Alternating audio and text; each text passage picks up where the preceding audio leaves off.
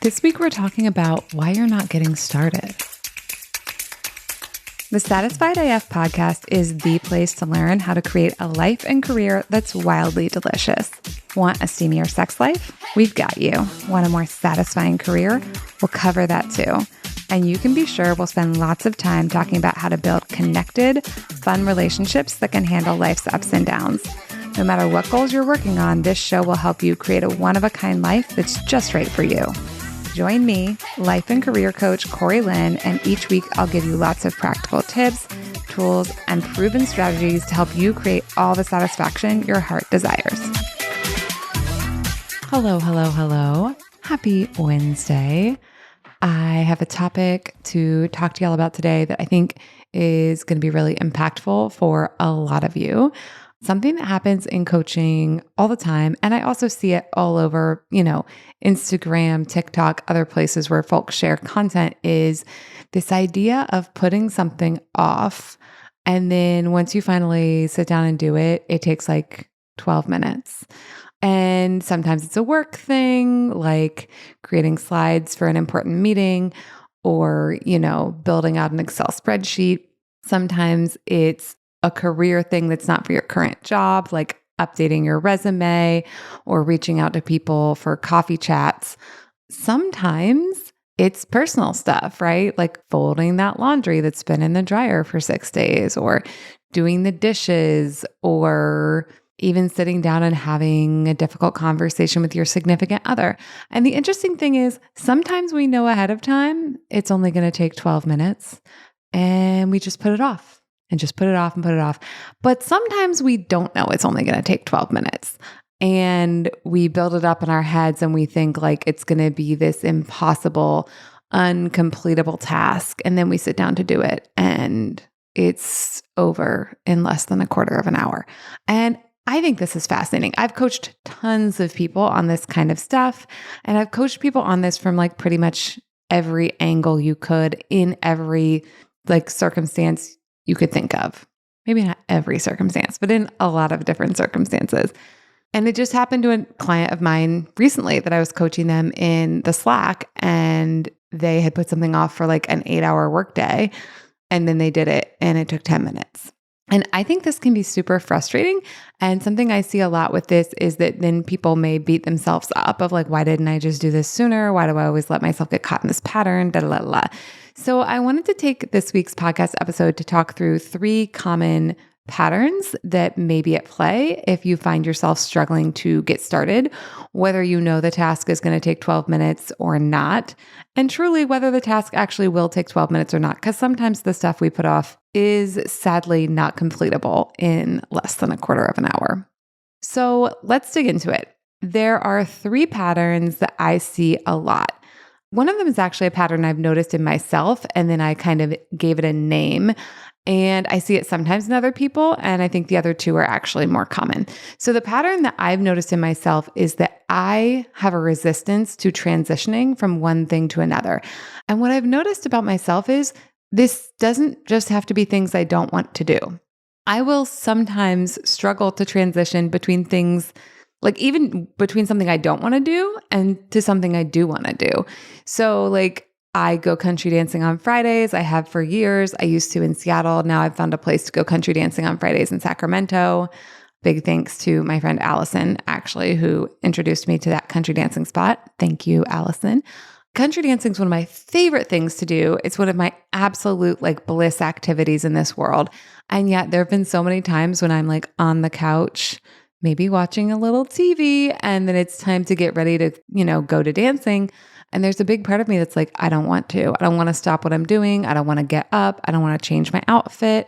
I don't want to have to like get the accoutrement that I need, which is boots, and get in the car. That's the thing in Sacramento. In Seattle, I was lucky enough that I could walk to dancing. Here, I drive, right? It's like, I don't want to get in the car. I don't want to leave my house. And so that's something that I personally need to overcome when I want to start anything. And by start, I really mean if I want to go from doing one thing to doing another thing, I have to be able to overcome this. So it happens like I don't want to go to bed at night, but then in the morning, I don't want to get out of bed. I don't want to get into the shower, but then once I'm in the shower, I do not want to get out of the shower. So I've noticed this about myself for a long time. And like, I'm a thinking, thoughtful person. I spend a lot of time thinking about why do people do what we do? What are the blockers to us having what we want? And I observe my clients, but I also spend a lot of time observing myself. So this is one that I've noticed in myself. I have not undergone diagnosis, but I have seen some stuff online that this may be something that people in certain neurodivergent communities face. But I'm just going to treat it right now as something that I think anyone could experience, of just like this resistance to transitioning. I call it transition resistance, right? And so what do we do if that's the reason we're not getting started? How do we navigate that? So for me personally, the best ways that I have found to navigate my own transition resistance are using things like timers. Those are going to be the cues that help me understand, like, okay, the time for this is winding down and the time for something else is coming up. And yes, I do snooze them. I don't snooze when I get out of bed because I read one time that that's bad for the quality of your sleep, but I do snooze when I'm going between different kinds of activities. So that's one thing I use. Another thing I use is storytelling, and specifically the storytelling about why I'm doing the thing I'm doing. A lot of times the story that I choose is about future Corey and what I'm doing for future Corey.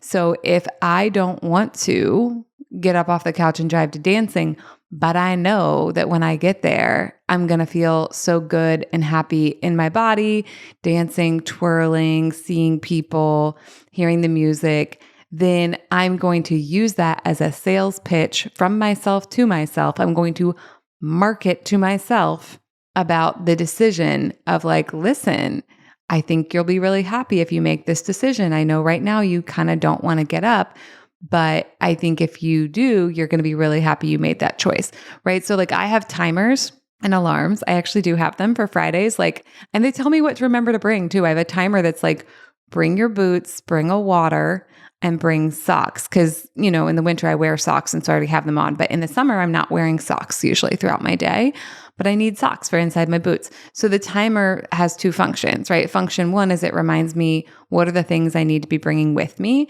And thing two is the timer indicates to me like the time to be going to there is arriving. And I set the timers early enough that I'm able to snooze them a few times to like finish up whatever I'm doing, whether I'm like working on something, having dinner, having a conversation with Alex, or even watching a TV show or reading a book. So for the first key pattern that I see that stops people from getting started, transition resistance, the tools that I use in my own life to overcome that are these external timers and alarms that are going to go off and make little beepity boopity noises and have little messages about the information I want myself to have, and that internal narrative storytelling and marketing of why we're doing this. Now, with something like dancing, it's like, ooh, this will be fun. This will feel good. You'll be happy you went. If the thing I'm trying to get myself to do is less fun, like go to the dentist, I really do not like going to the dentist. I have, I guess you'd call it dental anxiety probably. The sound of a dentist drill like gives me probably a stress response because I've had a lot of cavities over the course of my life and I got a lot of them as a kid and I really don't like it.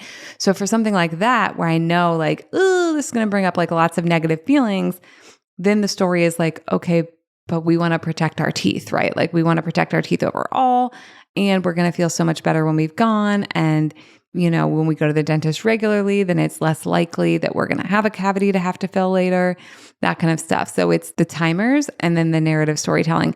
And there's also a piece of this about just not judging, shaming, or belittling myself for having this, what I'm going to call like setup, right?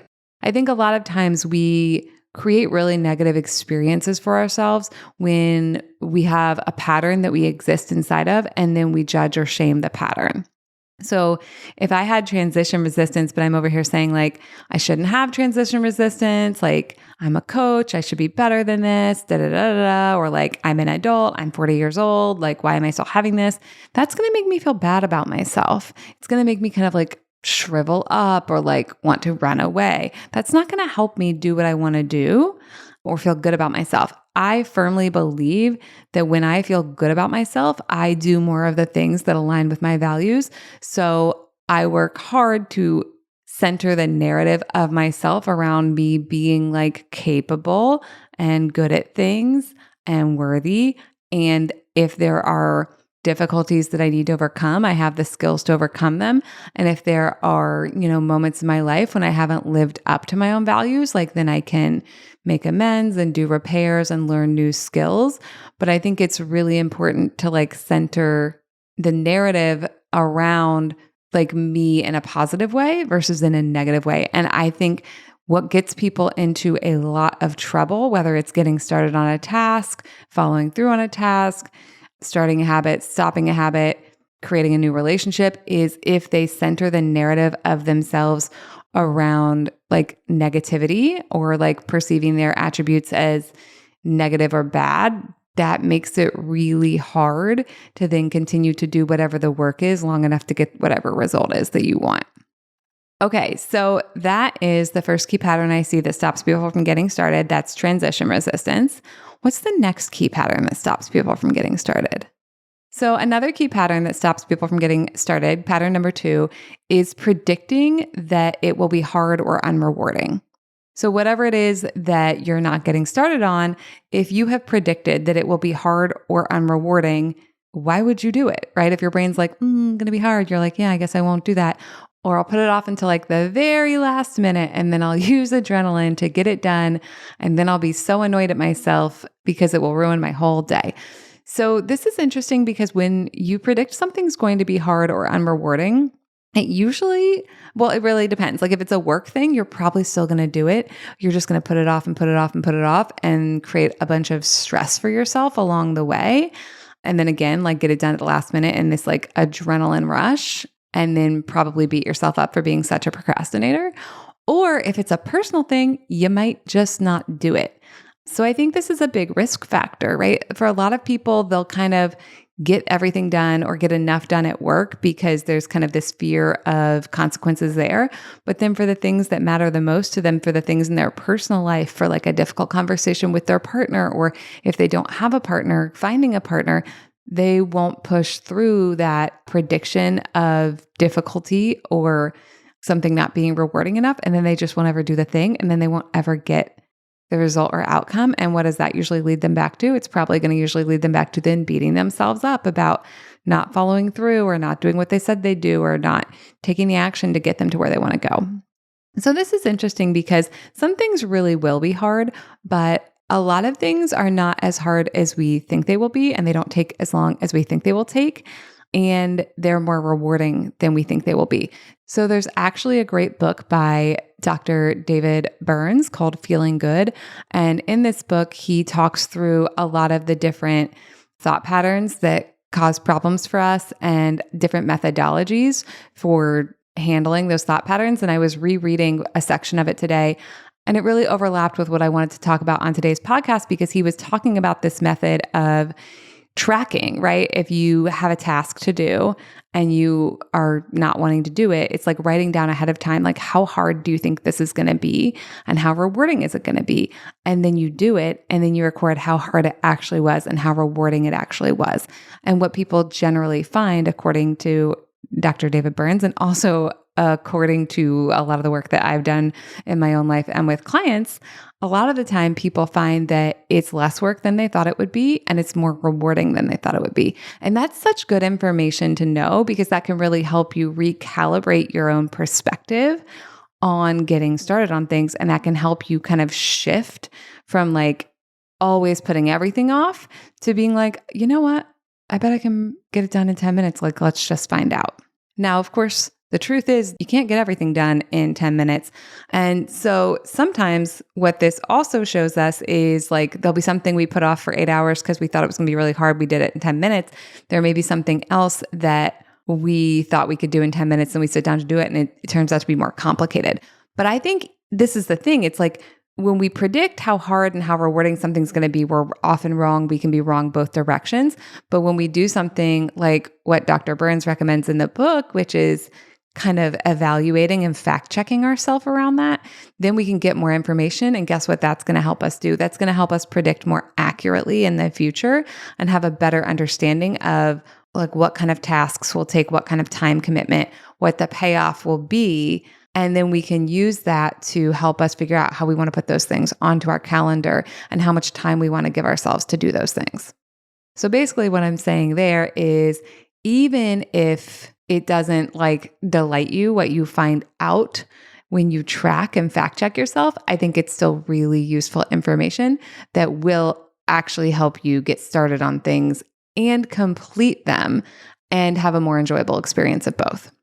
And that brings us to the third key factor that is keeping you from getting started. And that factor is downplaying your own capability. So this is sort of the flip side of the second factor. The second factor is focused on the task. The task will be hard. The task will be unrewarding. This factor is focused on you. It's like, even if the task is easy, maybe you fear you won't be able to do it. And it could be you fear you won't be able to do it because you think you can't do it at the level of difficulty that it is. This kind of fear could also be your capability of things like having the willpower, the follow through, the discipline, getting yourself to actually do what you said you would do. So that could also be something that's blocking you from getting started. So if what's blocking you from getting started isn't the task itself, but it's your perception of yourself, what do you do about that? I think in that case, what you need to do is change your perception of yourself. Something I've heard said before by coaches that I've worked with, and something I've said to my clients a lot, is you can either argue for your limitations or you can argue for your possibilities. Now, obviously, we all have both. We all do have limitations. We all do have edges of our skills where we go from being skillful to not having skills. Once you expand out. That's true of me as it is true of any person. And yet, if you want to be doing something you haven't been doing, it can be really useful to get on the sales team for, the idea that you can do it. And when I say get on the sales team, I'm saying selling this idea to yourself, selling your capacity to yourself, selling your capability to yourself, marketing to yourself about why you can. And as we talk about all the time on the podcast, this isn't about gaslighting yourself. It's not about pretending. It's not about being it'll be great. It's about saying things like, okay, well, you've done hard things before. Even if you aren't 100% sure how to do this, maybe you have some ideas for how to get started.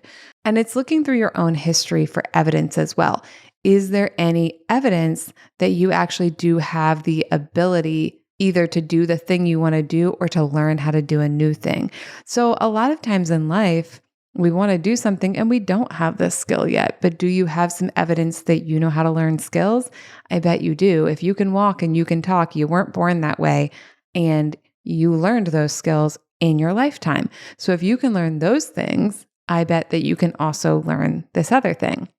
And it's interesting with that example because sometimes people are like, okay, but that's what babies do, right? Babies learn to talk, they learn to walk. You maybe don't remember doing that learning, but it's still really profound. And if you look at a baby learning to do those things, they're not wow, I must be terrible. I haven't figured this out yet. Sometimes they get frustrated, but they're just working on it till they get it. Sometimes they lie on the floor and wail, but they're going to work on it until they get it.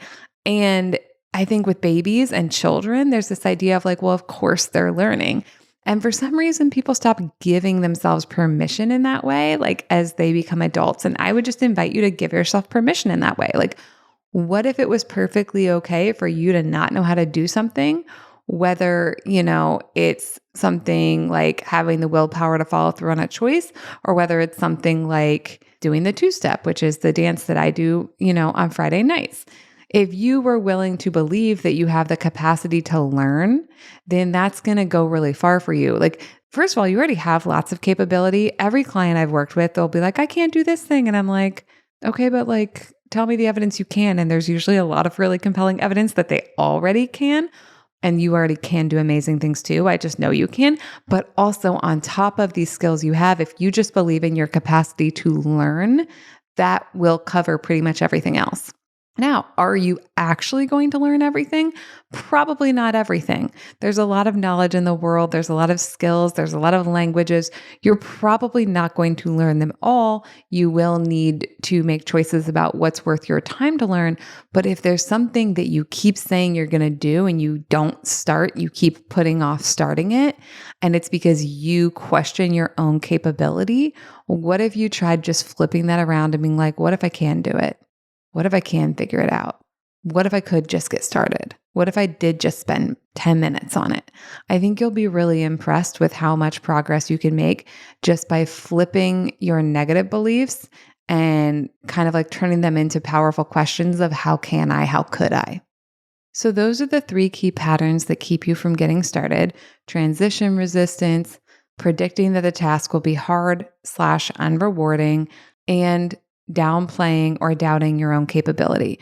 And whatever it is that you want to get started on, it may be one of those at play, it may be all 3 of them at play, it may be some other additional pieces at play. But if you cover these 3 bases, that's going to set you up really well to not just get started, but keep going and then get done and complete whatever it is that is on your task list or on your bucket list or on your vision board for getting done today, this week, this year.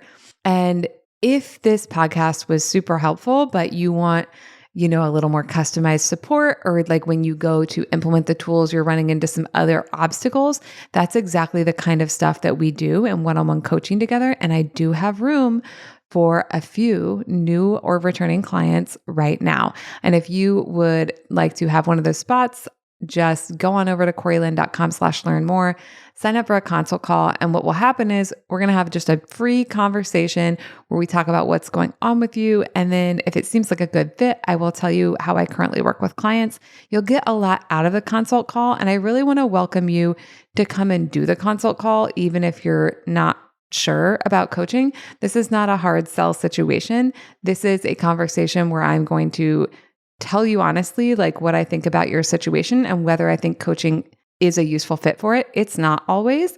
And I think you'll get a lot out of it that will move you forwards towards whatever your goal is. And then there, like I said, will be options for more support if you want that. And then one more thing is 1 week from today, I am doing a free call. It's another round of Biz Curious. If you were on the last one, it was a super fun business Ask Me Anything. I've been in business for coming up on 6 years.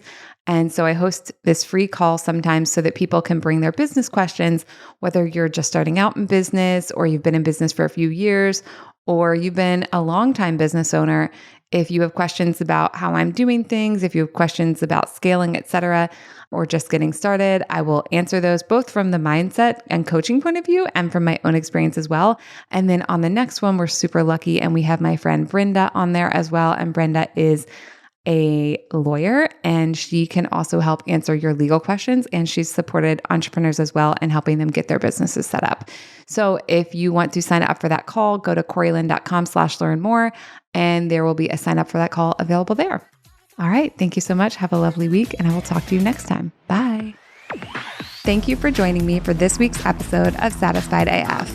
If you are ready to create a wildly delicious life and have way more fun than you ever thought possible, visit www.coreylynn.com to see how I can help. See you next week.